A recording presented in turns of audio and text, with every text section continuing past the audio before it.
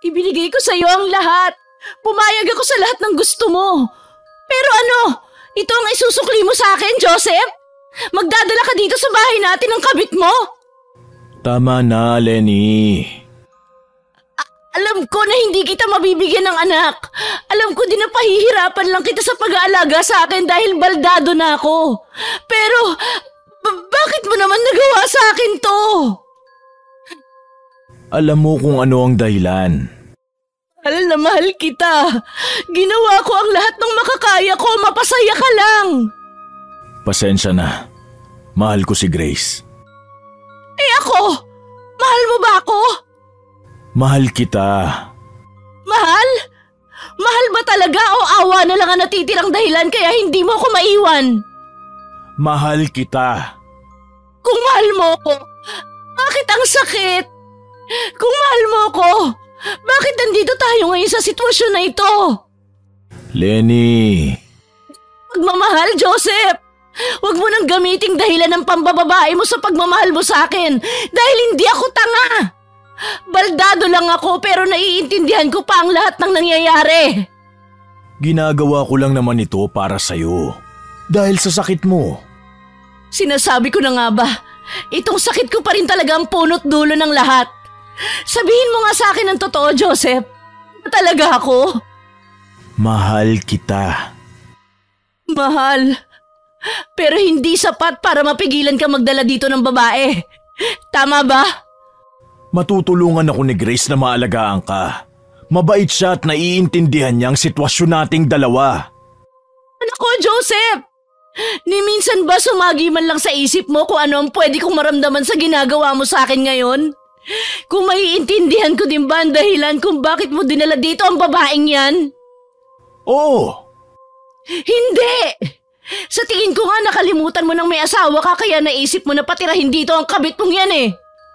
May pangalan siya, Lenny. Wala akong pakialam! Hayaan mo naman sana akong magpaliwanag sa'yo. Hindi na! Sapat na ang ginawa mong panloloko sa akin ngayon para malaman ang sagot sa lahat ng katanungan ko, Joseph. Ito lang ang tatandaan mo. Hindi ko hahayaan na tumiray ang babae mo dito ng matagal. Gagawa ako ng paraan para maghirap siya. Naiintindihan mo ba ako? Mabait si Grace. Huwag mo naman sanang gawin ito, Lenny. Pero hindi siya maililigtas ng kabaitan niya sa akin. Pagbali-baliktarin mo man ang mundo, kabit mo pa rin ang Grace na yan. At ako ang asawa, ako ang legal. Humanda sa akin ang babae mo. Ha? Ano ba ang kaya mong gawin, Lenny? Lumpo ka! Sa ating dalawa, alam ko na alam mo kung ano ang kaya kong gawin. Huwag mo kong hinahamon, Joseph. Pinanood lang ni Grace na pagulungin ng asawa ni Joseph ang wheelchair na sinasakyan nito papasok sa loob ng bahay. Bakas pa rin ang mga luha sa mukha ng babae at hindi man niya aminin, nakaramdam siya ng matinding pagsisisi dahil sa lahat ng sinabi ni Lenny. Kaya nang tuluyan itong nakapasok, mabilis niyang nilingon si Joseph. Huwag na kaya, Joseph. Pwede naman akong tumira sa bahay ng kaibigan ko. Tama si Lenny. Nakakahiya nga naman kung dito pa ako makikitira. Huwag mong sabihin yan, Grace. Ako nagpapunta sa'yo dito. Ako ang humingi ng tulong sa'yo. Alam kong wala talaga sa plano natin ang nangyayari ngayon. Pero intindihin mo na lang sana kung bakit ganun ang naging reaksyon ng asawa ko sa nangyari. Siguro nagulat lang siya dahil hindi ko nabanggitan tungkol dito. Naiintindihan ko naman. Nahihiya lang talaga ako sa asawa mo. Pasensya na. Hindi mo dapat narinig ang sinabi ng asawa ko. Masakit man pakinggan pero tama naman si Lenny. Kabit mo lang naman talaga ako, Joseph. At tanggap ko yun dahil mahal kita. Hindi ko lang talaga mapigilan na makaramdam ng hiya dahil sa mga nangyayari ngayon. Huwag mo na lang pansinin yung nangyari ngayon. Nadala lang si Lenny ng emosyon niya kaya niya yung nasabi. Sana nga. Shh. Magiging ayos lang ang lahat. Huwag ka nang mag-alala. Mabuti na lang talaga nandito ka, Joseph. Hindi ko alam kung anong gagawin ko kung wala ka. Hindi naman ako mawawala. O siya, tara na. Akin na yung mga gamit mo. Sige. Basta pag may ginawa o sinabing masama sa'yo si Lenny, sabihin mo lang kaagad sa akin, ha? Hindi ko hahayaan na masaktan ka niya. Pumasok ang dalawa sa loob at muli silang sinalubong ni Lenny na nakataas ang kilay at mukhang inis pa rin sa mga nangyayari. Nang dinala tuloy ni Joseph ang mga dalang bagahe ni Grace sa ipinaayos nitong kwarto, naiwan ang babae sa sala kung saan mariin nitong tinitigan ni Lenny na para bang kinikilatis. Wala tuloy nagawa ang babae kundi pilit na iwasan ang mga tingin nito.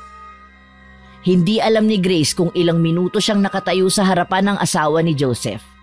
Pero mabilis siyang napatayo ng tuwid nang bigla niyang marinig ang pagtawag ni Lenny sa pangalan niya na puno ng otoridad. Ha? Bingi ka ba?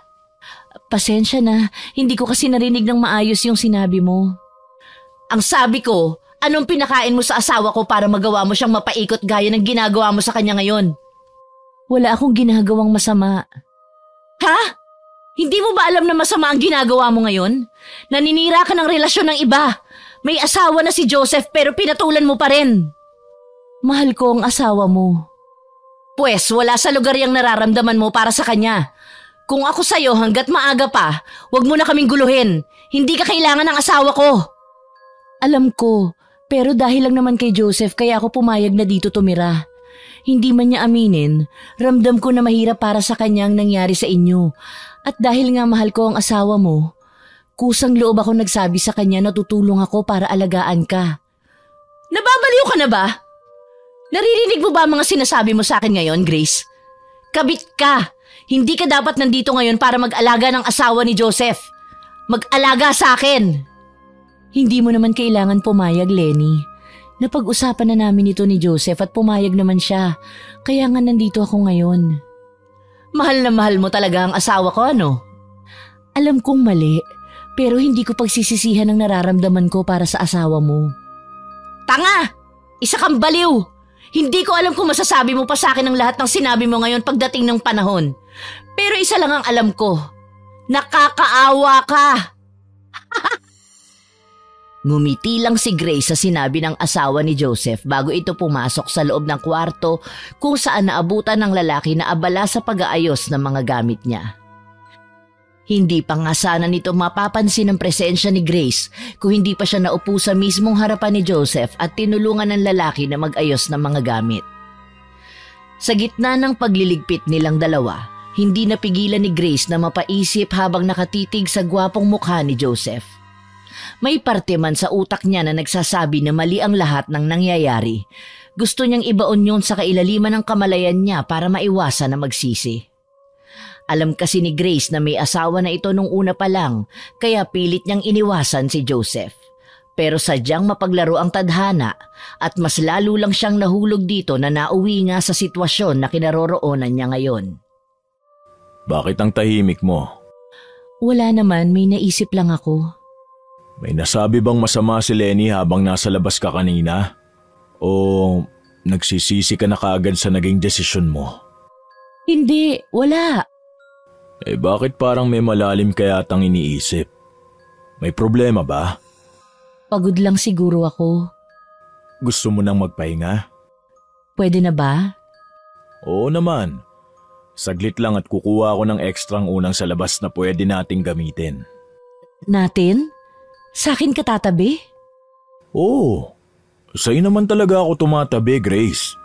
Bakit parang gulat na gulat ka naman yata? Pero paano yung asawa mo? Paano si Lenny? Baka may bigla siyang kailangan sa gabi tapos wala ka sa tabi niya para tumulong. Masyado ka talagang mabait. Nag-aalala lang naman ako para sa asawa mo. Matagal na akong hindi natutulog sa tabi ni Lenny. Sanay na siya na wala ako sa tabi niya kaya wag mo siyang alalahanin. Magagalit ba siya pag nalaman niyang sa akin ka natutulog? Hindi. Kung sakali man na magalit si Lenny, hayaan mo na lang. Ay sige na nga. Saglit lang at kukuha ako ng unan, ha? Hintayin mo na lang ako dito. Salamat, Joseph. Kinabukasan, maagang nagising si Grace dahil sa malakas na tunog mula sa kabilang kwarto. Para bang may bagay na nahulog doon kaya naman mabilis na tumayo sa kama ang babae at tumakbo, papunta papalabas para silipin kung ano ang nangyari.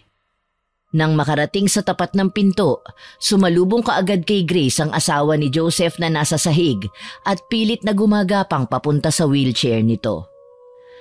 Dahil likas na mabait si Grace, agad siyang nakaramdam ng awa para kay Lenny at walang pagdadalawang isip na tinakbo niya ang direksyon ng babae para alalayan itong makapunta sa wheelchair. "Huwag mo akong hawakan! Bitawan mo ako!" "Tutulungan na kita, Lenny." "Kaya ko sarili ko, ano ba?" "Alam kong kaya mo, pero tutulungan na nga kita para mas mapadali ang pagpunta mo sa wheelchair. Wala namang kaso sa akin tong ginagawa ko sa'yo." "Sa akin meron. Hindi ko kailangan ng tulong mo kaya pwede ba? Bitawan mo ako at ako ang pupunta ng kusa sa wheelchair ko." "Tutulungan na nga kita." "Ano ba? Sinabing hindi ko nga kailangan ng tulong mo. Tanga ka ba para hindi mo ako maintindihan?" "Huwag ka mag-alala.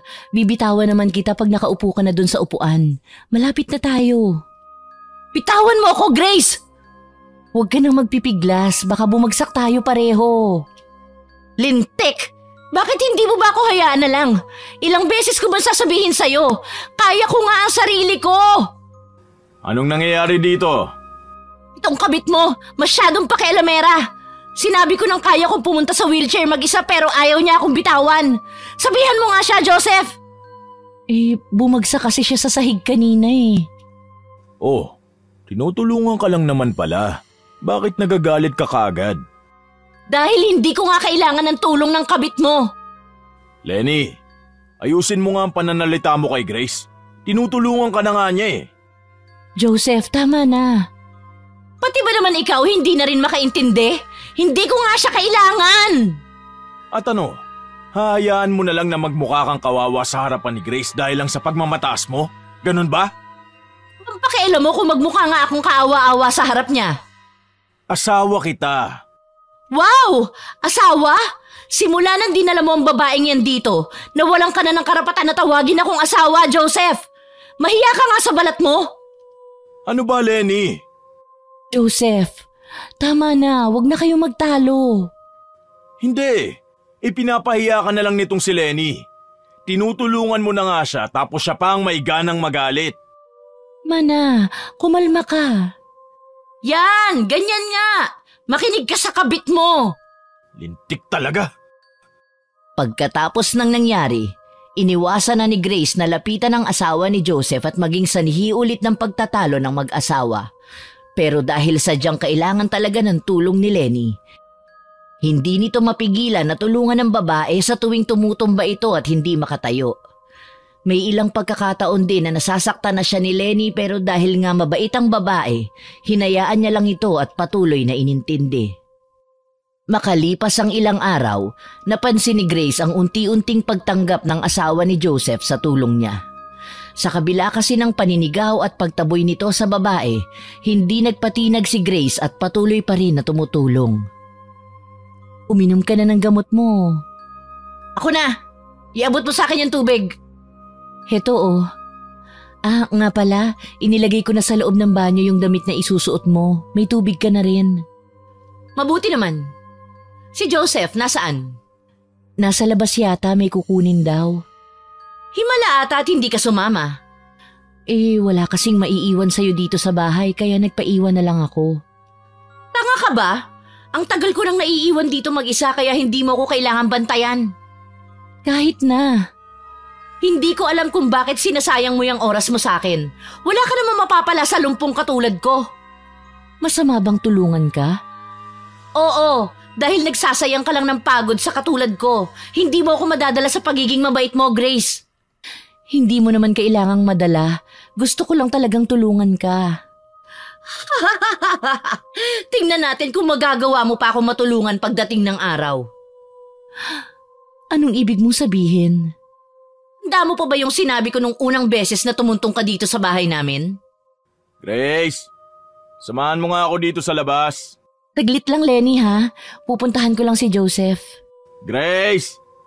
"Saglit lang, papunta na ako." "Ang tagal mo." "Bakit?" "Ibili mo nga ako dun sa tindahan ng sigarilyo."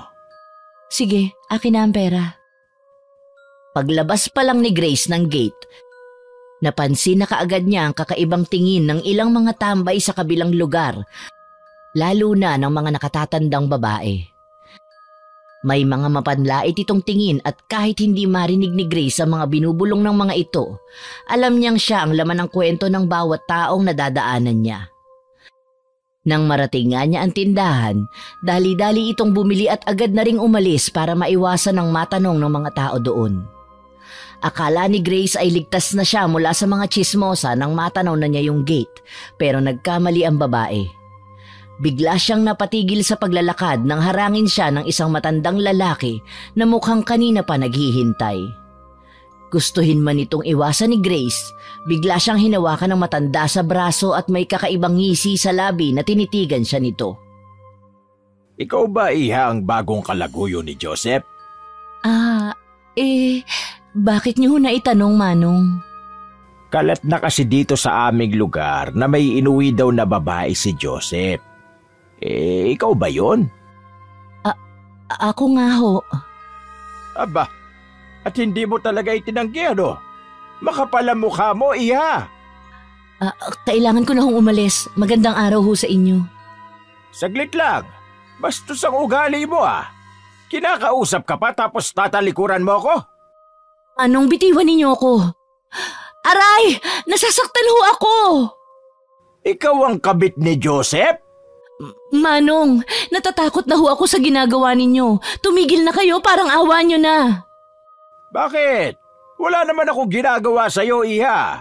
Bakit ka naman matatakot sa akin? Hindi ba't sanay ka naman sa mga ganitong bagay? Yung puwersahan at delikado? Ano po sinasabi ninyo? Halika, ipapakita ko sa'yo kung anong sinasabi ko, iha. Wag! Bitiwan niyo ho ako! Sumama ka na sa akin. Saan niyo ho ako dadalhin? Wag ho! Maawa kayo! Maawa? Ikaw ba? Hindi ka ba naaawa sa asawa ni Joseph? Wala ho akong ginagawang masama. Ginamit niyo pa talaga ang sakit niya para lang punan ang init ng katawan niyo? Tapos ano? Pumunta ka pa dito para makisulok sa bahay ng mag-asawang yon? Hindi ba't malandi ka? Bakit ngayon parang ayaw mo yatang sumama sa akin?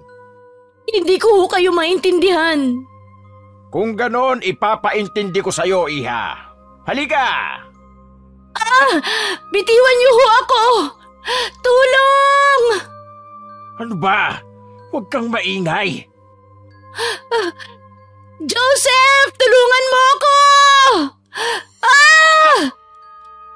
Bago pa man tuluyang mahigit ng matanda si Grace papunta sa kabilang direksyon ng daan, biglang dumating si Joseph na humihingal pa at mukhang tumakbo.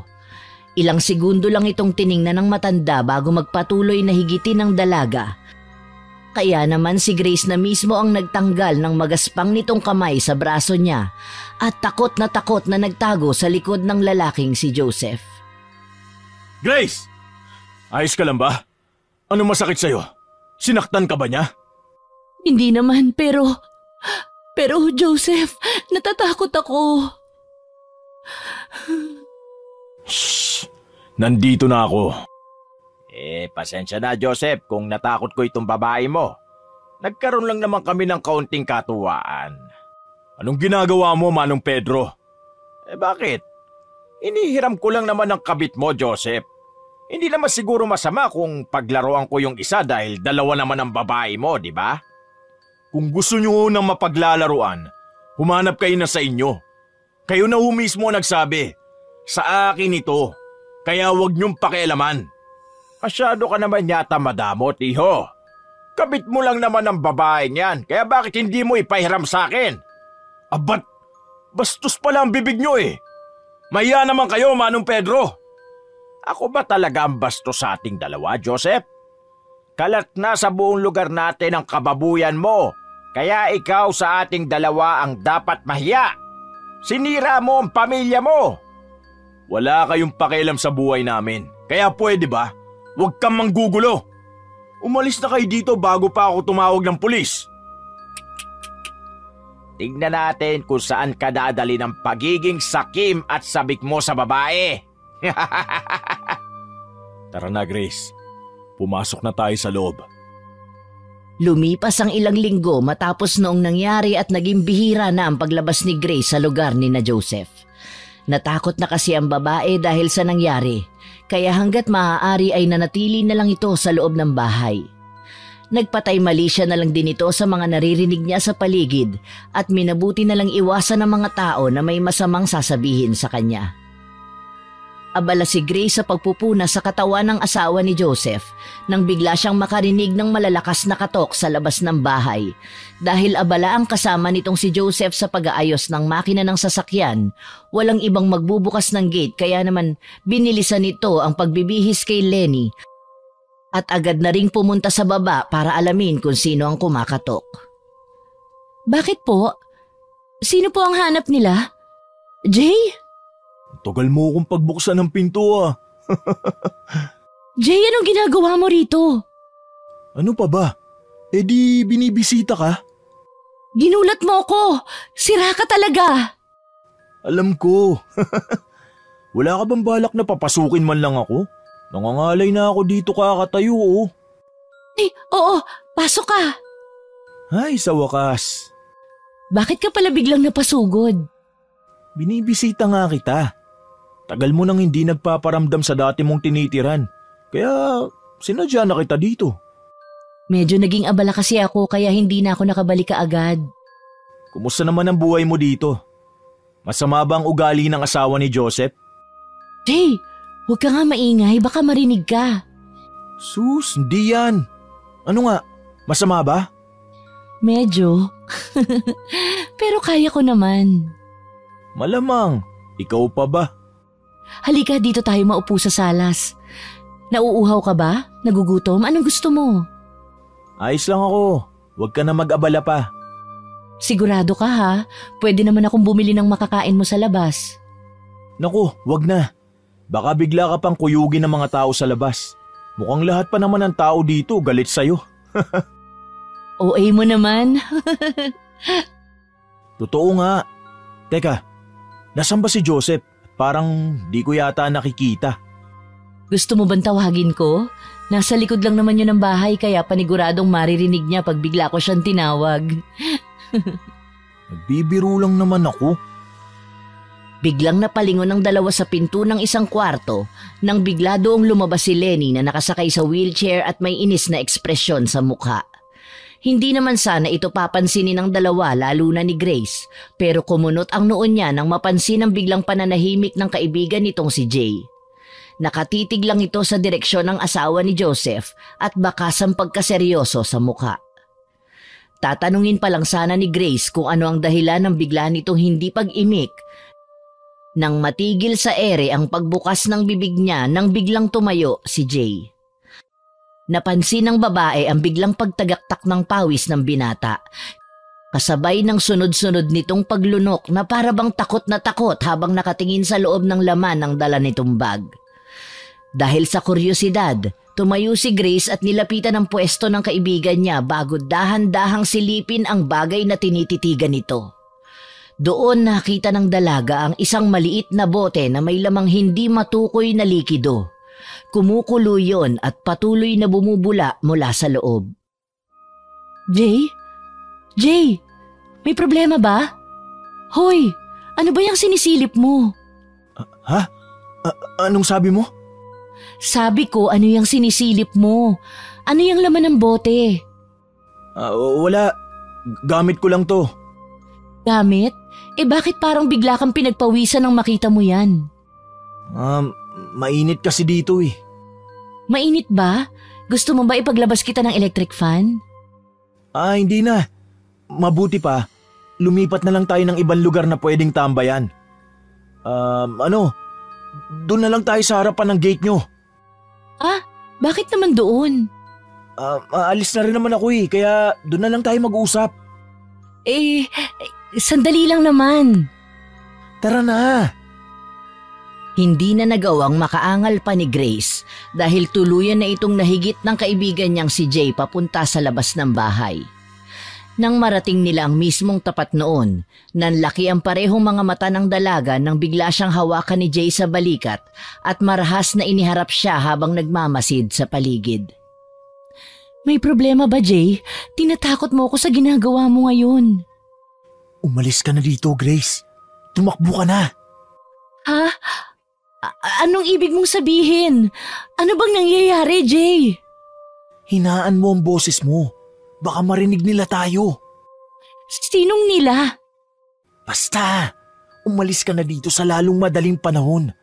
Delikado ang buhay mo sa asawa ni Joseph. Masama ang kutob ko sa babaeng yun.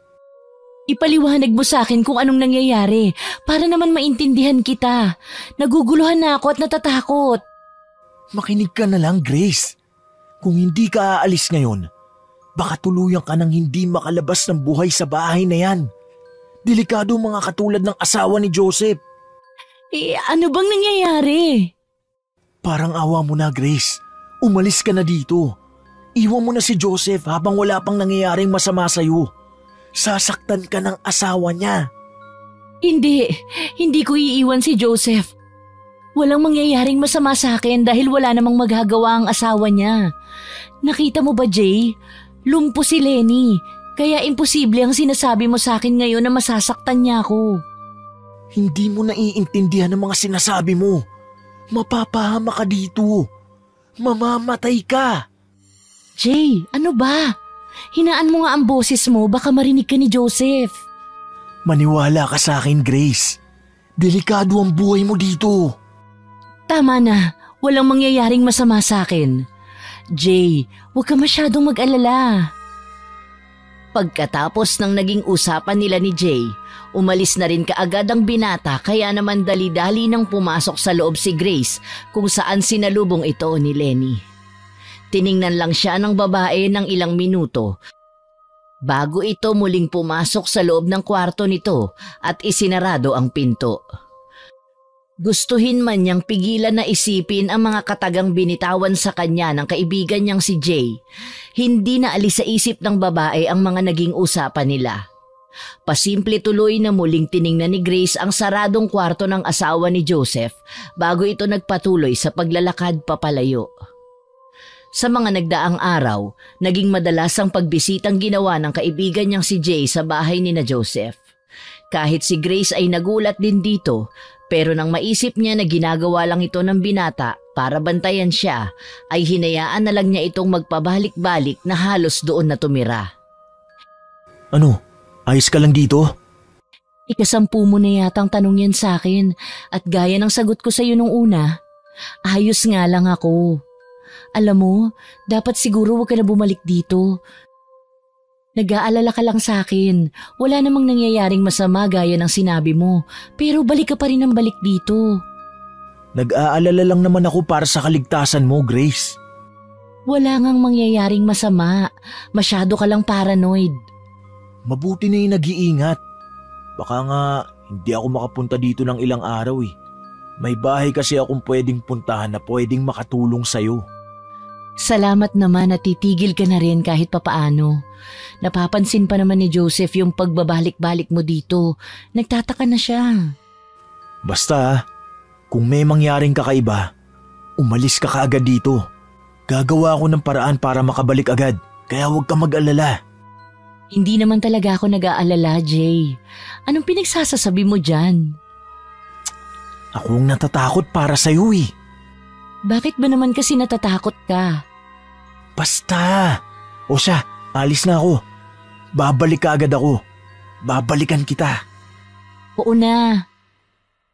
Sa mga araw na lumipas, gaya ng sabi sa kanya ng kaibigan nitong si Jay, hindi nga ito bumisita sa dalaga ng ilang beses. Akala ni Grace nung una, babalik din kaagad ang binata mula sa pinuntahan nito, pero lumipas ang mga linggo hanggang naging isang buwan at hindi pa rin bumabalik ang kaibigan ng babae.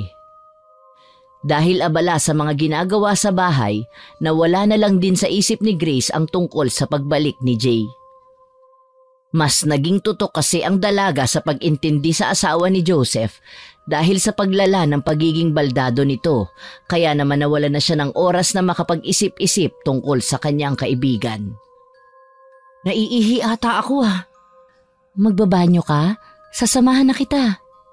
Anong sasamahan? Kaya kong pumunta doon mag-isa. Pero baka kailangan mo ng tulong kaya aalalay ako sa'yo. Ano ba? Bakit ang kulit mo? Sinabing ako na nga, di ba? Kaya ko ang sarili ko. Kaya kong maglakad. Tutulungan na nga kita. Alam kong mahirap pumunta mag-isa sa banyo. Pati ba naman pag-ihi ko, sasama ka pa rin? Baka kasi bigla ka nalang matumba sa loob. Lintik! Kaya ko nga sabi! Ano na naman yan? Bakit nagtatalo na naman kayong dalawa? Manahimik ka na nga lang, Joseph. Wala ka rin namang maitutulong sa akin. Huwag mo ako susundan, Grace, kundi tatamaan ka. Pero... Hayaan mo na siya. Kaya niya yon. Baka kasi madula si Lenny. Hihingi din yun ng tulong pag kailangan niya. At paano kung hindi siya humingi? Mabuti pa hihintayin ko na lang siya matapos. Magpahinga ka na, Grace. Kaya na ni Lenny ang sarili niya. Tara na, matulog na tayo sa kwarto. Sige na nga. Halika na. Nahiga ang dalawa sa kama at agad na nakatulog dahil sa pagod. Hindi na rin namalayan pa ni Grace kung nakabalik ba ng ligtas ang asawa ni Joseph dahil nagising na lang siya sa kalagitnaan ng gabi dahil sa ingay ng mga aso mula sa labas. Pagmulat na pagmulat pa lang kasi niya, agad na sumalubong kay Grace ang tulog na si Joseph kaya naman dahan-dahan itong umikot papunta sa kabilang bahagi ng kama. Muli na sanang ipipikit ng dalaga ang mga mata nito para magpatuloy sa pagtulog. Nang bigla siyang may mahagip na figura ng tao mula sa mismong harapan ng pinto ng kwarto. Tiningnan niya yon ng mabuti at nang makumpirma na may tao nga, agad na nakaramdam ng kaba si Grace bago nito napagdesisyonan na dahan-dahang bumangon para alamin kung sino ang taong nasa dilim. Mabilis ang tibok ng puso at nanlalamig ang buong katawan na inihakbang ng dalaga ang mga paa nito papunta sa mismong pinto. Balak pa lang sanang buhayin ni Grace ang ilaw pero naging mabilis ang lahat ng pangyayari at bigla na lang nakita ng dalaga ang asawa ni Joseph na si Lenny na nakatayo. Mula sa sulok kung saan may kaunting liwanag, nakita niya kung paano mabilis nang umisi sa kanya ang babae bago ito bigla na lang nawala na nagpatindig sa balahibo ng katawan ni Grace. Lenny? Grace? Anong ginagawa mo dyan? Ha? Bakit nandyan ka? Anong ginagawa mo dyan sa dilim? Nakita ko si Lenny. Baka nagbanyo lang yon. Bumalik ka na lang dito at matulog. Bukas mo na siya intindihin. Pero nakita ko siyang Halika na. Matulog na tayo. Joseph? Oh, bakit? Nakakapaglakad ba ang asawa mo? Ano? Paano makakapaglakad yun? Lumpo nga, di ba? Baka masyado ka nang napapagod sa pag-aalaga kay Lenny kaya kung ano-ano ang nakikita mo. Pero nakita ko, nakatayo talaga siya doon sa dilim. Baka namamalikmata ka lang. Imposible ang sinasabi mo. Baka nga. Halika na. Bumalik na tayo sa pagtulog. Marami pa tayong gagawin bukas eh. Saglit lang ha. Iinom lang ako ng tubig sa kusina. Bilisan mo. Pilit lang nang umiti ang dalaga kay Joseph bago ito dahan-dahang lumabas ng kwarto. Imbis na dumiretso sa kusina gaya ng sinabi niya sa lalaki, namalaya na lang ni Grace na nasa harapan na siya ng kwarto ni Lenny at dahan-dahang pinipihit ang hawakan ng pinto. Naisip kasi nito na imposible nga ang bagay na nakita niya sa dilim kanina, pero para patunay na hindi talaga yun totoo. Natatakot man, lakas loob nitong sinilip ang kwarto ng asawa ni Joseph at tiningnan ng kama ng babae, kung saan ito nakita si Lenny na mahimbing na natutulog. Kinabukasan, maagang nagising si Grace at nagpunta sa loob ng kwarto ni Lenny para alalayan itong bumangon na palagi niyang ginagawa. Noong araw na yon, agad na napansin ni Grace ang kakaibang mga tingin na ibinabato sa kanya ng babae. Para bang alam nito ang ginawa niya noong gabi kaya naman hindi maiwasan ni Grace na makaramdam ng hiya at pilit na iniwasan ang mga mata nito. Nakatulog ka ba ng maayos, Grace? Ha? Oo naman. Talaga? Bakit? Wala. Napansin ko kasi na para bang kulang ka sa tulog. Tulala ka kanina. Ayos lang ako. Wala naman pati akong pakialam kung hindi, tinanong ko lang. Makahulugan na nagtinginan ng dalawa bago umiwas ng tingin si Grace at nagpatuloy sa paglilinis ng buong bahay. Gusto kasi ng dalaga na matanggal sa isip niya ang tungkol sa nakita nito kagabi. Kaya naman minabuti ni Grace na ituon na lang atensyon sa buong bahay kung saan hindi siya pinakialaman ni Lenny. Sumapit na ang gabi at oras na ng hapunan pero hindi pa rin nakakauwi si Joseph mula sa trabaho nito. Hindi man sanay na silang dalawa lang ang magkasama sa bahay, hindi na lang umimik ang dalaga at tahimik na lang na kumain. Hindi na rin ito hinintay pa na matapos ang asawa ni Joseph dahil agad na ring tumayo si Grace at pumasok sa loob ng kwarto. May kutob na siya na hindi uuwi si Joseph kaya maaga itong nahiga kahit hindi pa nakakaramdam ng antok. Hindi na namalaya ni Grace kung ilang oras siyang nakatulala sa kisame at doon tuluyang nakatulog pero naalimpungatan ito dahil sa paulit-ulit na pagkurap ng ilaw ng kanilang kwarto. Inis na bumangon si Grace sa kama at pinatay ang ilaw pero paglingon ito sa direksyon ng kama. Muling nanlaki ang mga mata ng babae nang makita niya mula sa dilim ang parehong figura ng tao na nakita niya kagabi. Walang pagdadalawang isip na muling binuhay ni Grace ang ilaw. At gaya ng nangyari nung una, muli niyang nakita si Lenny na nakatayo pero agad ding nawala matapos matamaan ng ilaw. Hindi na nag-isip pa si Grace at mabilis itong tumakbo papunta sa kwarto ng asawa ni Joseph at marahas na binuksan ang pinto. Lenny? Ano ba? Anong ginagawa mo rito? Bakit bigla-bigla ka nalang pumapasok sa kwarto ko? Akala ko nakakapaglakad ka na. Nababaliw ka na ba? Lumabas ka nga dito. Pasensya na. Ano na? Labas! Nababaliw na nga yata ako. Pasensya na ulit. Labas! Baliw! Isinarado ni Grace ang pinto at mabilis siyang bumalik sa loob ng kwarto kung saan paulit-ulit niyang inuntog ang sarili niyang ulo sa dingding ng kwarto dahil sa matinding kahihiyan. Hindi niya maintindihan kung anong nangyayari sa kanya at nakakakita siya ng mga ganong bagay. Naisip nito na baka pagod lang siya sa maghapon. Hindi na rin nagawa pang makatulog ni Grace dahil sa nangyari. Magdamag na lang itong naupo sa kama habang nakatitig sa labas ng pinto kung saan niya nakita ang figura ni Lenny sa dilim kung saan nakatayo ito at may nakakatakot ng ngisi sa labi.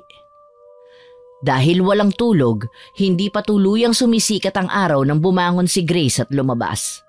Dumiretso siya sa kwarto ni Lenny at mahina doong kumatok bago pumasok sa loob. Gigisingin pa lang sana nito si Lenny pero biglang napatigil si Grace nang mapansin ang mga bakas ng hayop sa sahig ng kwarto ng babae. Maputik yon at may ilang lupa na napasama kaya imbis na gawin ang palagi niyang ginagawa sa umaga, kumuha si Grace ng basang pamunas at nilinis ang kwarto ni Lenny. Malapit na siyang matapos nang biglang dumating si Joseph at napansin siya, kaya naman agad na tumayo si Grace para sana ipaghanda ng makakain ng lalaki na agad nitong pinigil. Kape, gusto mo ba ipagtimpla kita? Hindi na. Natulog ka ba, Grace? Ha? Oo naman. Bakit parang puyat ka yata? Ayos ka lang ba? Saka, anong ginagawa mo dito sa kwarto ni Lenny ng ganito kaaga? Gigisingin ko na sana si Lenny kaso nakita kong puno ng putik itong kwarto niya kaya naglinis muna ako. Maaga naman akong nagising kaya inuna ko muna itong gawin. May sakit ka ba? Wala naman, ayos lang ako. Nga pala, ikaw, bakit ngayon ka lang umuwi? Ang daming aberya sa trabaho eh. Baka nga bumalik pa ako dun mamaya. Kukuha lang siguro ako ng ilang damit at pagkain dito bago umalis. Ka napapadalas yan ah. Kaya nga eh. Paano mamayang gabi? Hindi ka na naman dito matutulog? Posible. Bakit? May problema ba dito sa bahay? Wala. Puro ka wala. Nagdududa na ako. Lenny? Lenny, gumising ka dyan! Bakit? Maaga pa, wag mo muna siyang gisingin. Lenny! Bakit ba? Kita nang natutulog ang tao. Ano na namang ginawa mo kay Grace? Joseph, wala. Ha? Ano na naman bang sinumbong niyan sa'yo? Wala naman akong ginawang masama sa kanya. Siya nga tong bigla-bigla na lang sumusugod dito sa kwarto ko. Ikaw umamin ka na habang nagtatanong pa ako na maayos. Kundi malilintigan ka sa akin. Wala nga! Wala siyang ginawa sa akin, Joseph. Huwag mo na siyang ipagtanggol pa, Grace.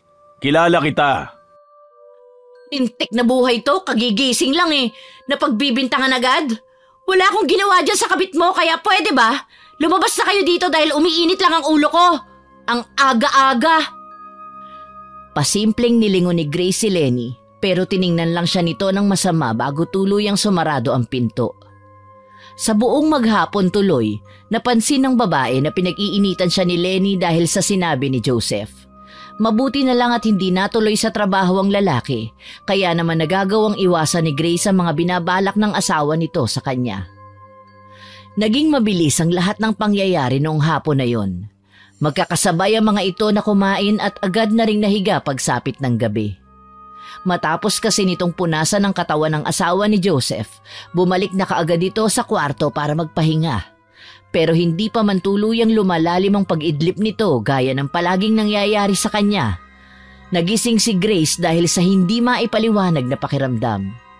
Kusang pumaling ang ulo niya papunta sa direksyon ng pinto at doon ito muling nakita si Lenny.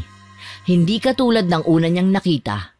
Ang Lenny na nakasiksik sa dilim ay may kakaibang itsura. Kulubot ang mukha nito at mapapansin ang pagkalawlaw ng balat na nagpadagdag sa takot na nararamdaman ni Grace na mga oras na yon. Nababaliw na ba talaga ako? Anong tinitignan mo? Ano ba? Nakakagulat ka naman. Bakit bigla-bigla ka nalang nagsasalita ng ganon? Akala ko tulog ka na.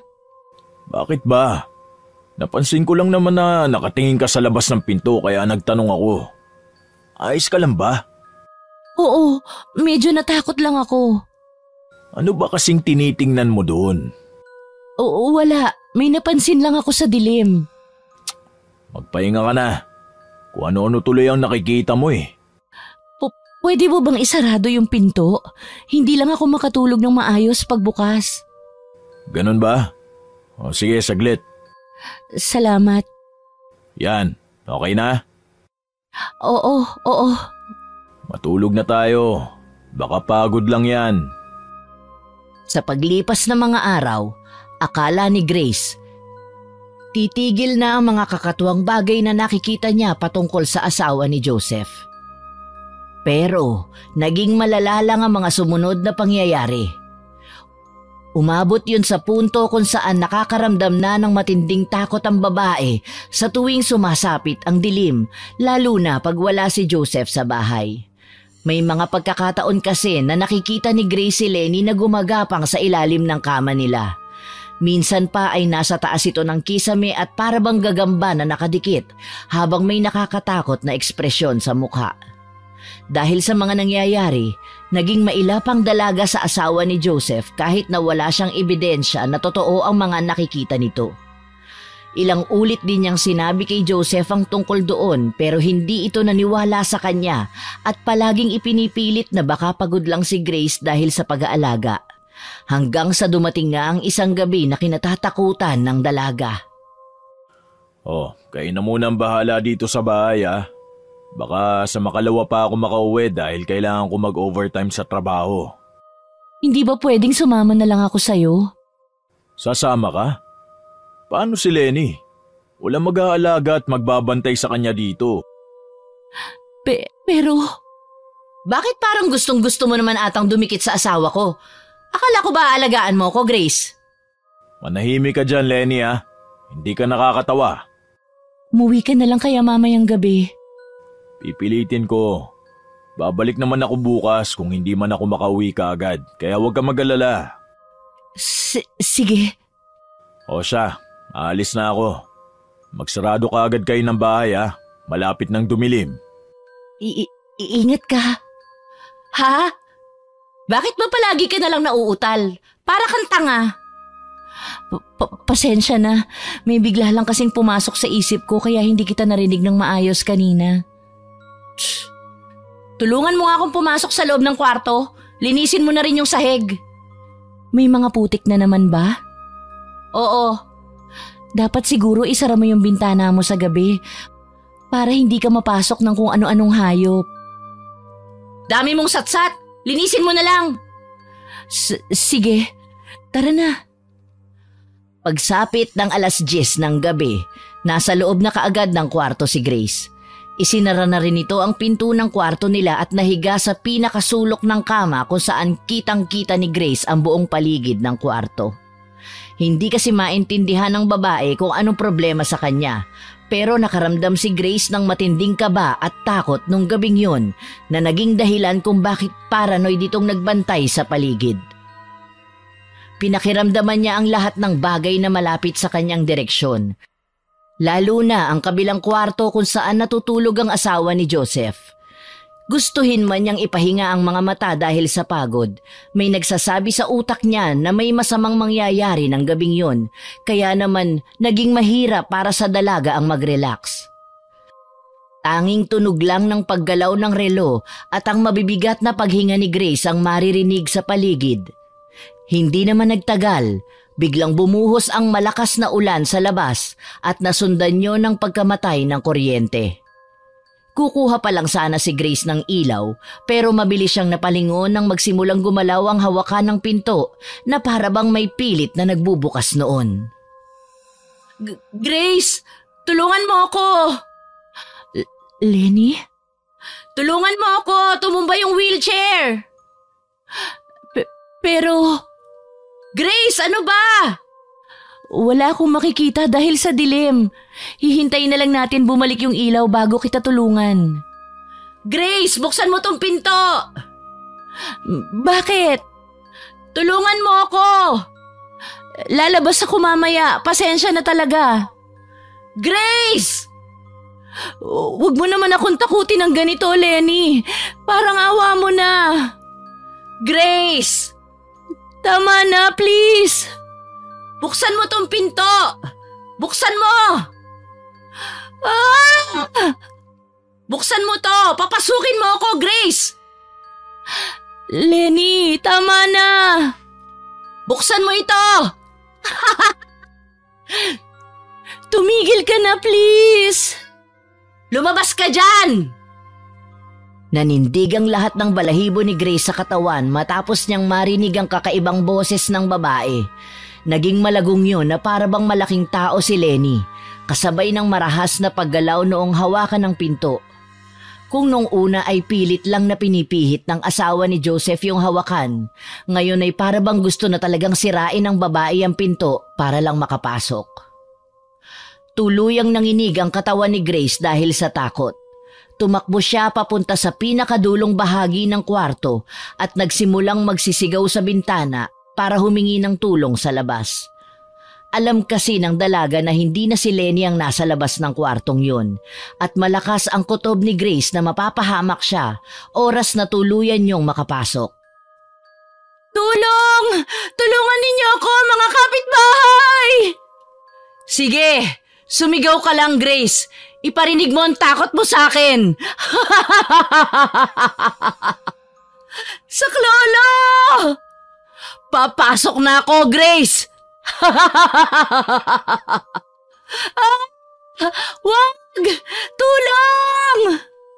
Walang makakarinig sa'yo. Walang magliligtas sa'yo. Sinabi ko naman sa'yo noong una pa lang na tigilan mo na kami ng asawa ko. Hindi ka pa rin talaga nakinig. Wag, Lenny! Hintayin mo ako ngayon! Sa isang malakas na lagabog, tuluyang bumukas ang pinto ng kwarto ni Grace at bumungad sa kanya si Lenny na may nakakatakot na ngisi. Nakatayo ito ng tuwid at nakalaylay ang mahabang buhok habang mariin na nakatitig sa mga mata ng dalaga.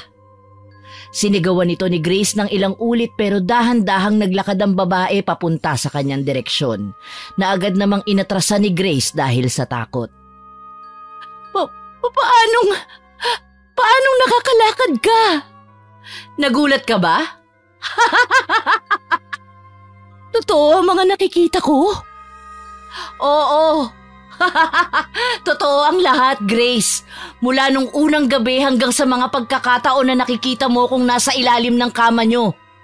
Nakakagulat, hindi ba? Ha? Lumpo ka. Panoorin mo kung paano ka pahirapan ng isang lumpo na katulad ko. Malandi ka! Lenny, wag mong gawin sa akin ito. Wag? Sinira mo ang pamilya ko. Alam mo na may asawa na si Joseph. May sakit ako. Akala mo ba maaawa ako sa'yo dahil lang inaalagaan mo ko? Hindi! Wag. Parang awa mo na. Wala naman akong ginawa sa iyong masama. Malandi ka! Haliparot at maninira ng pamilya! Dapat sa'yo, patayin! Lenny, wag! Halos lumuwa ang mga mata ni Grace nang mapanood niya kung paano dahan-dahang magbago ang anyo ni Lenny bilang isang malaking aso. Ang katawan nito ay nananatiling pantao pero ang mukha at ang mga kamay ni Lenny ay napalitan ng katawan ng aso. Itim na itim yun at may mahabang pangil. Talaga namang nakakahindik at nakakapanindig balahibo dahil sa takot. Sa pagkakataon naman na yun, tuluyang napagtanto ng babae na hindi normal si Lenny at agad na pumasok sa isip niya ang katagang aswang. Dahil sa mabilis na kilos nito, nagulat na lang si Grace nang maramdaman niya ang mabigat nitong katawan na dumamba sa kanya. Pareho itong bumagsak sa sahig at napahiga, kasabay ng biglang pagbukas ng bibig ng aso at akmang kakagatin na sana si Grace sa leeg na agad niyang naharangan ng kamay. Napasigaw ang babae sa matinding sakit habang pinapanood ang sarili niyang dugo na tumutulo papunta sa mismong harapan ng kanyang mukha. Gustuhin man niyang itulak paalis ang aso, masyado itong malaki at malakas para sa kanyang sugatang kamay. Wala tuloy nagawa ang babae kundi ang mahinang umiyak habang dinadamdam ang pagkirot ng kamay niya dahil sa walang tigil na pag-atake doon ni Lenny. Papatayin kita! Papatayin kita, Grace! Wag mong gawin sa akin to, Lenny. Parang awa mo na. Manahimik ang pokpok ka! Ang dapat sa'yo pinapatay! Tulong! Saklolo! Halika! Sumama ka sa akin!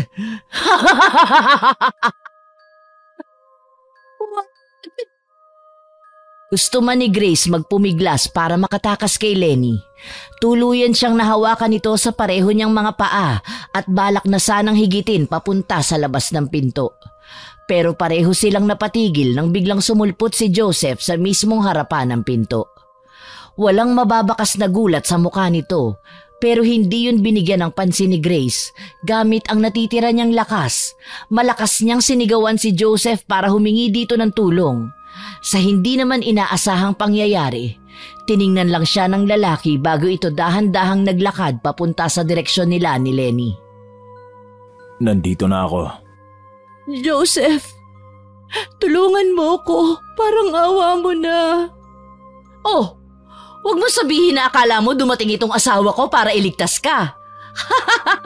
Ako na ang nagsasabi sa'yo, mali ka. Kawawa ka, Grace, dahil pumunta siya rito para tulungan akong mapatay ka. Tulungan mo ko. Aswang ang asawa mo. Ha? Akala mo ba talaga ililigtas ka niya? Pakiusap. Pinapasakit mo ang tiyan ko, Grace.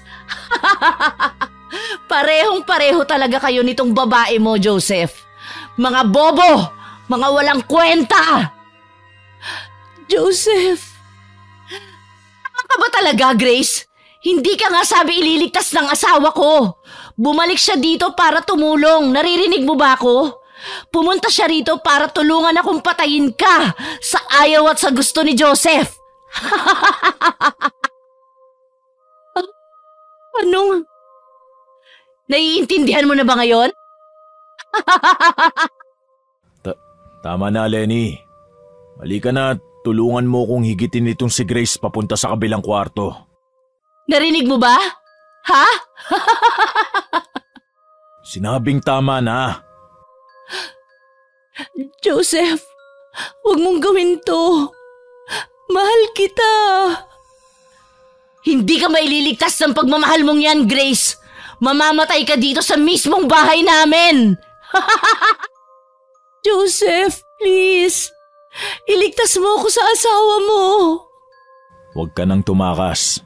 Mas lalo ka lang masasaktan. Wag! Hindi matanggap ni Grace na pati si Joseph ay isa rin pala sa gusto siyang mamatay.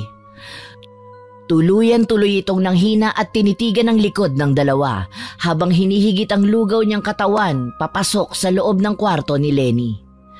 Nang maipasok sa loob, dahan-dahang gumulong si Grace at nagtago sa ilalim ng kama. Pero nahuli ni Joseph ang buhok niya at hinigit siyang muli papalabas. Kumapit man siya sa paanan ng kama para hindi siya nito tuluyang mailabas. Malakas din ang lalaki at walang kahirap-hirap siya nitong nahila papalabas. Nang magkaroon din ng lakas ng loob si Grace, binalak niyang itulak ang mukha ng lalaki para makatakas dito. Pero nagulat ang babae nang ang bumungad sa kanya ay isang malaking baboy katabi si Lenny na nakangisi. Naging mabilis din ang lahat ng pangyayari at bigla na lang din siyang sinugod ng baboy na yon at inatake. Napuno ng dugo ang buo niyang katawan dahil sa sugat, kasabay ng ilang ulit na paglagutok ng mga buto niya na nadurog dahil sa katawan ng baboy. Malaki kasi talaga ito at may hindi normal na lakas. Tama na! Ganyan nga! Sumigaw ka, Grace! Iparinig mo sa akin kung gaano ka nasasaktan, kung gaano ka natatakot dahil sa mga nangyayari. Ang sarap sa tenga ng iyak mo!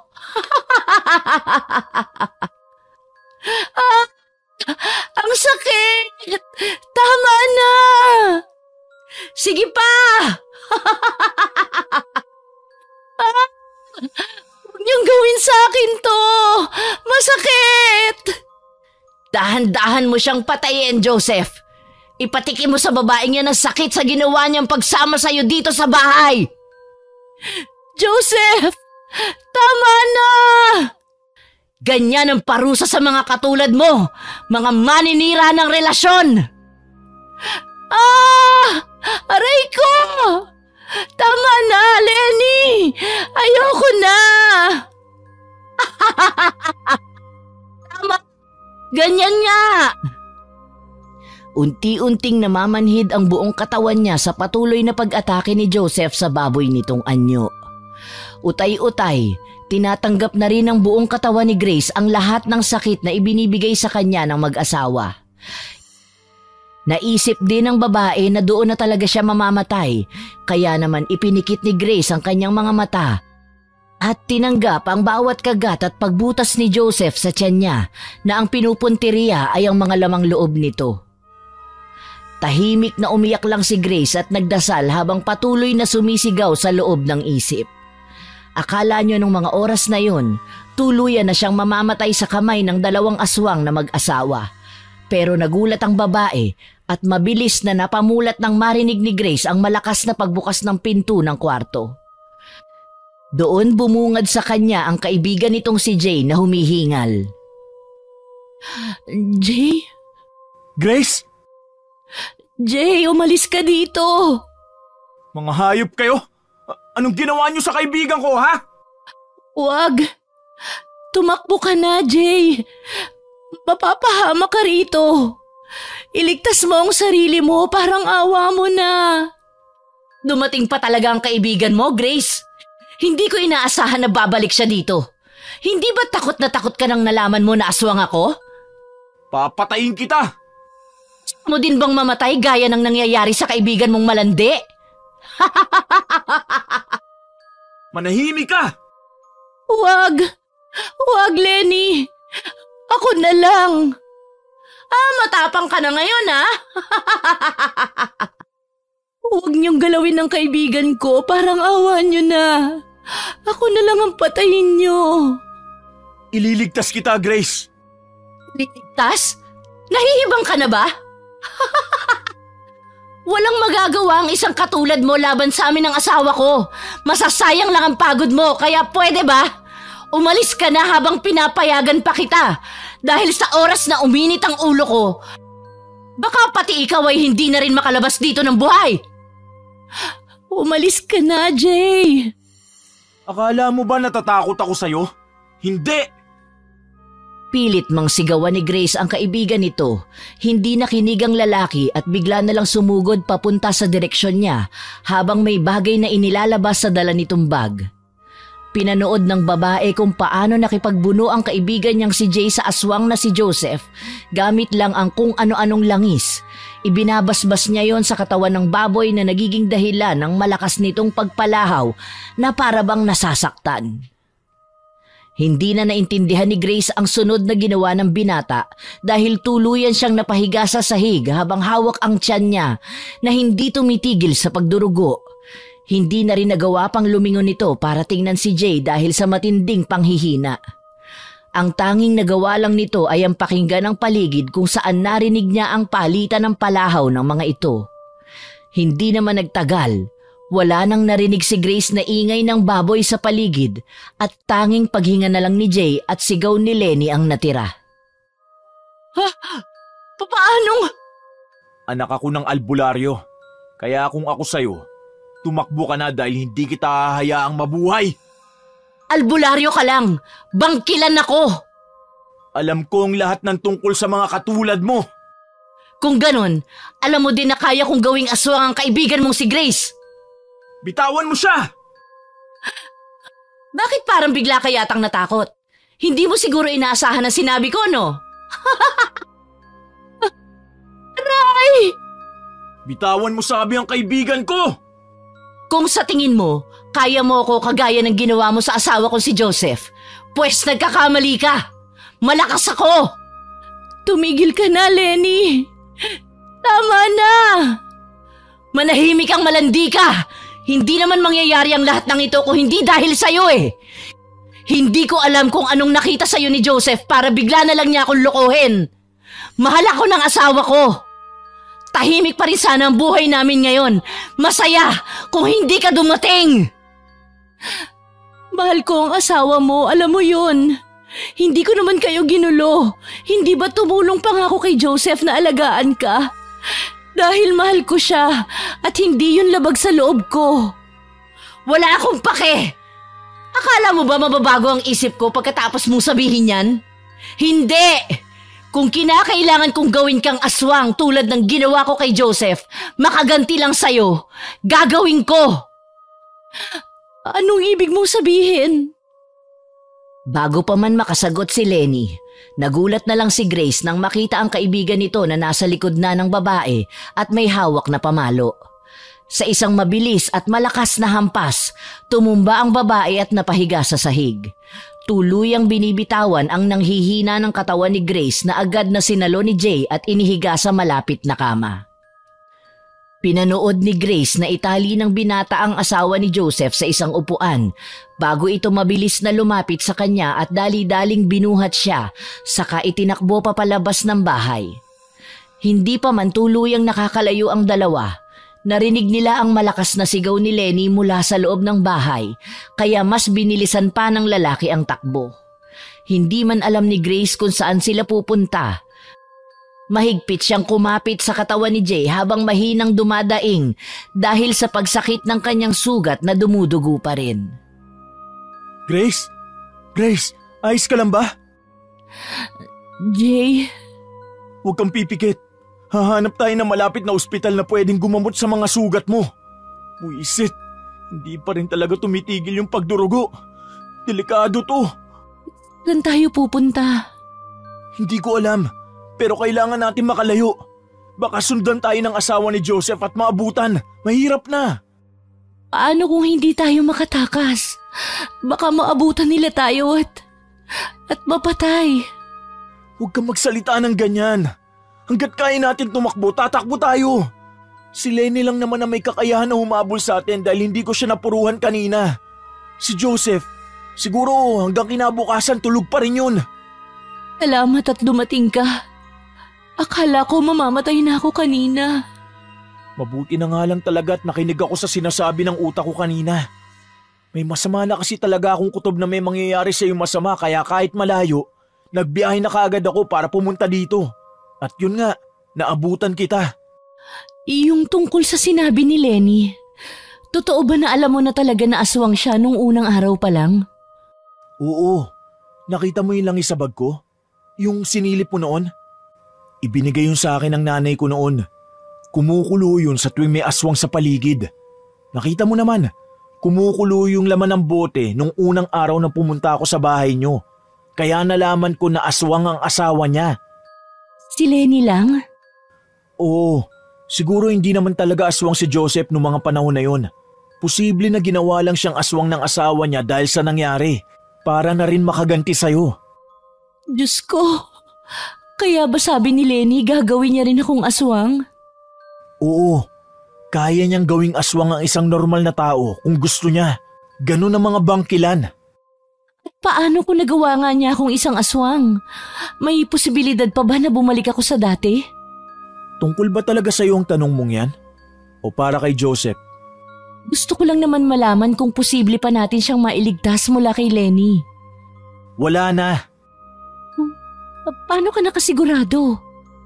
Malakas ang kutob ko na alam din ni Joseph na aswang ang asawa niya. Paano kung… Tama na, Grace.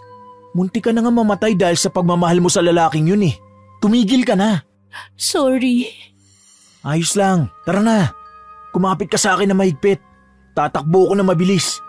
Kailangan natin na mas makalayo dito. Sige. Kaunting tiis na lang. Magagamot na rin yung mga sugat mo. Gagawa ako ng paraan. Mariin na napapikit si Grace habang pinapakiramdaman ang mabilis na pagtakbo ng kaibigan niyang si Jay. Hindi nito alam kung gaano nakalayo ang narating ng lalaki. Pero takas siyang nagmulat ng mga mata at sumilip matapos biglang tumigil ni Jay. Mula sa madilim na bahagi ng daan, nakita niya ang isang pamilyar na lalaki na naninigarilyo at may dalang bote ng alak. Hindi man nila makita ng maayos ang lalaki, agad nilang nalaman na lasing ito matapos itong maglakad papunta sa kanilang direksyon. Manong Pedro? Kilala mo siya? Oo, nakatira malapit sa bahay ni Joseph. Masama na naman ang kutob ko dito. Grace? Iya? Ngayon na lang kita ulit nakita. Sino naman ito kasama mo? Bago mong lalaki? Ang landi mo talaga. Huwag mo na lang siyang pansinin, Jay. Magpatuloy ka na lang sa paglalakad. Sige. Oh, saglit lang naman. Bakit umalis kayo kaagad? Kailangan na ho kasi naming umalis. Pasensya na ho, Manong. Pero kailangan na ho talaga naming umalis. Sinabing saglit lang eh. Hindi ba kayo makaintindi? Nasaan ba si Joseph? At hinahayaan niyang lumabas ang kabit niya ng ganitong oras. Umalis na tayo dito, Jay. Natatakot ako. Saglit lang. Joseph! Joseph! Nandito ang kabit mo! Si Grace, nandito! Jay, takbo! Tumakbo ka na! Sige! Hoy! Saan kayo pupunta? Bumalik kayo dito! Nagpatuloy sa pagtakbo si Jay papalayo sa lasing na si Manong Pedro. Nang lingunin naman ng dalaga ang direksyon ng matanda, napansin niya ang patuloy na pagsigaw nito na muling nagpabilis sa tibok ng kanyang puso. Natatakot kasi si Grace na baka nasa paligid lang ang asawa ni Joseph at marinig nito ang sigaw ng matanda. Kaya gaya ng sinabi ni Grace sa binata, tumakbo lang nang tumakbo si Jay papalayo. Nakarating ang dalawa sa isang maliit na terminal ng mga tricycle. Noong mga oras na yon, nanghihina na talaga si Grace at namumutla dahil sa pagkawala ng marami niyang dugo. Gustuhin man itong manatiling gising gaya ng paulit-ulit na ipinapaalala sa kanya ni Jay, dahan-dahan niyang ipinikit ang kanyang mga mata dahil sa matinding pagod. Naramdaman na lang ng dalaga na inihiga siya ng kaibigan sa loob ng sasakyan kasunod ng paggalaw nun at pagkabuhay ng makina. Tara na ho, Manong! Jay? Bakit? Nandito lang ako, Grace. Grace? Gumising ka! Hindi ka pwede matulog! Sakit na talaga, Jay. Hindi ko na kaya. Hindi pwede! Kaya mo yan! Kaunting tiis na lang madadala na kita sa ospital. Makakaalis na tayo dito. Mauubusan na yata ako ng dugo. Hindi na ata ako aabot. Shh! Huwag ka magsalita ng ganyan. Makakarating tayo sa ospital kaya gumising ka. Manong, bilisan niyo na ho ang takbo. Mawawalan na ng malay ang kaibigan ko. Jay, natatakot ako. Ligtas ka na, huwag ka mag-alala. Kaunting oras na lang at tuluyan na tayo makakalayo sa lugar na ito. Hindi na tayo masusundan ng asawa ni Joseph. Hindi ka na niya magagalaw. Kaunting tiis na lang talaga. Makalipas ang ilang buwan at nakaligtas nga ang dalawa mula sa tiyak na kapahamakan nung gabing yun. Nakatakbo sina Grace papalayo sa kamay ni Lenny at ligtas siyang naitakas ni Jay papunta sa kabilang bayan, kung saan agad na naisugo dito sa ospital at nagamot. Muntik man mamatay, hindi nagtagal at mabilis din naman na gumaling ang lahat ng sugat ng babae. Sa mga araw na lumipas, nagpatuloy ang pagtatago ng dalawa sa takot na baka hinahanap ito ng asawa ni Joseph. Wala silang narinig na balita mula sa mag-asawa pero hindi yun naging sapat para makampante ang pakiramdam ng magkaibigan. Hindi na nga nila namalayan na ilang buwan na pala ang nagdaan kung gaano kaingat ang dalawa noon. Kahit walang kakaibang nangyayari sa mga araw na nagdaan ay nagpatuloy pa rin ang mga ito sa pagtatago. Paano kung bumalik kaya tayo? Nasisiraan ka na naman ng ulo. Hindi na ako babalik sa lugar na yun. Bahala ka. Tahimik na kasi, Jay. Wala rin naman tayong narinig na kahit anong chismis tungkol sa aswang o sa mag-asawa. Ano naman? Malay mo, lumipat na pala sila ng bahay pagkatapos nung nangyari. Yun na nga. Baka lumipat na sila ng bahay kaya bakit babalik ka pa dun? Wala ka na rin namang mababalikan. Hindi naman ako sigurado kung tama nga talaga ang kutob ko.